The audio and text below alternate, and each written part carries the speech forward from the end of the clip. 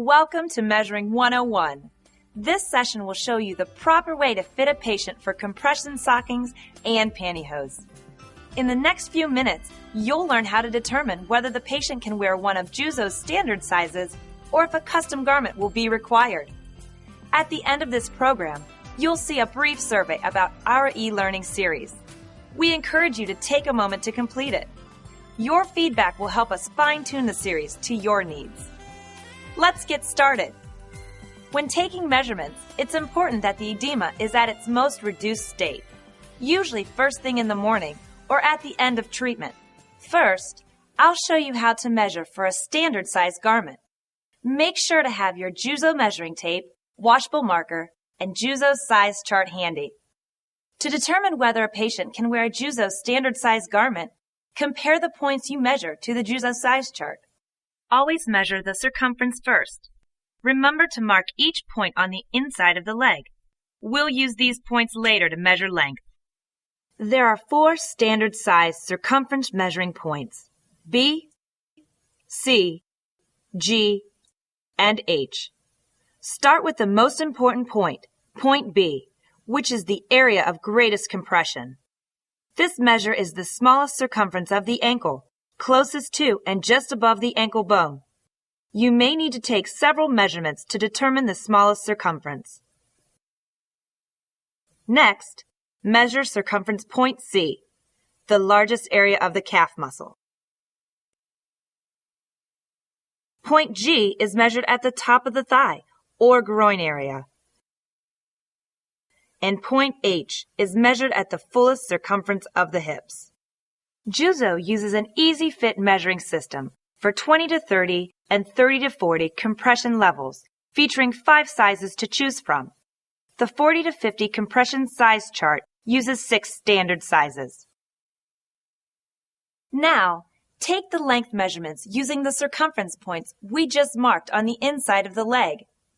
All length measurements are taken in a straight line, starting even with the floor, along the inside of the leg, up to each circumference point, not following the contours of the leg.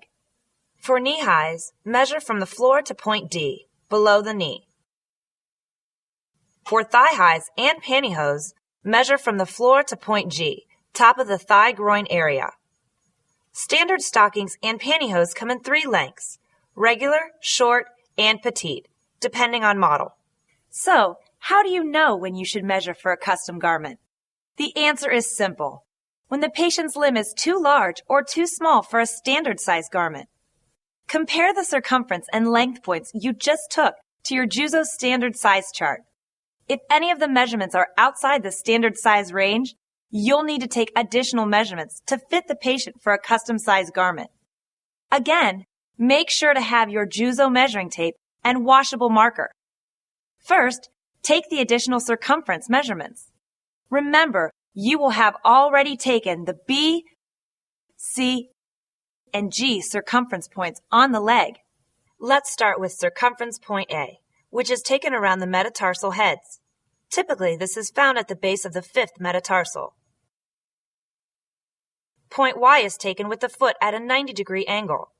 The circumference is taken at a 45-degree angle, around the heel and across the instep. Point B1 is found where the Achilles tendon meets the calf muscle. To make it easier to find this point, have the patient flex the calf muscle.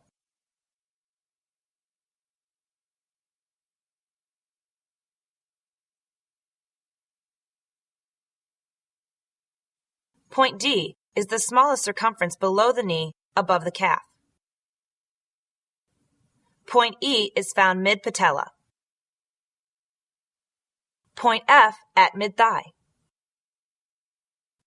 Point K is taken at the same height as point G was earlier, but is a complete circumference around both the legs and buttocks. Point H is the larger circumference of the hips and the lower abdomen. Point T is the waist circumference measured above the hip bone. Now take the additional length measurements. Remember, all length measurements are taken in a straight line starting even with the floor, along the inside of the leg up to each circumference point, not following the contours of the leg. The circumference measurements will allow for the girth of the leg. If additional circumferences are needed because of the shape of the leg, be sure to include the length where these additional circumference measurements were taken. First is the A length, from circumference point A to the back of the heel. The A point will be for an open-toe stocking. Next, the Z length, which is the total foot measurement from the back of the heel to the end of the longest toe. The Z point will be for a full foot stocking. Point B is measured from the floor to the ankle. B1 is measured from the floor to where the Achilles tendon meets the calf muscle. C, from the floor to the largest circumference of the calf. D, from the floor to the smallest circumference below the knee but above the calf. E, from the floor to the mid-patella. F, from the floor to mid-thigh. G, K, from the floor to the top of the thigh or groin area. H, from the floor to the larger circumference of the hips and the lower abdomen. And point T is taken from the floor to the waist measurement taken above the hip bones. As you can see, it's quick and easy to take a patient's measurements. Here are a few tips to remember. Always have your Juzo measuring tape, washable marker, and size chart handy. Measure the inside of the leg to get the most accurate length measurements for the best fit. When measuring for circumference, mark the point with washable marker so it's easier to take the length measurements. For custom garments, take the length measurements from the floor to each circumference point. And finally, whether you're fitting for a standard or a custom-sized garment, only measure the points needed to fit and size the style of garment the patient is going to wear. We hope you've enjoyed Measuring 101, How to Fit a Patient for Juzo Stockings and Pantyhose. You can test yourself on what you've learned by taking our e-learning quiz, or you can return to the main menu to start another e-learning session. To download our size charts and measurement forms, visit the Juzo Dealer Toolbox. Thanks for watching.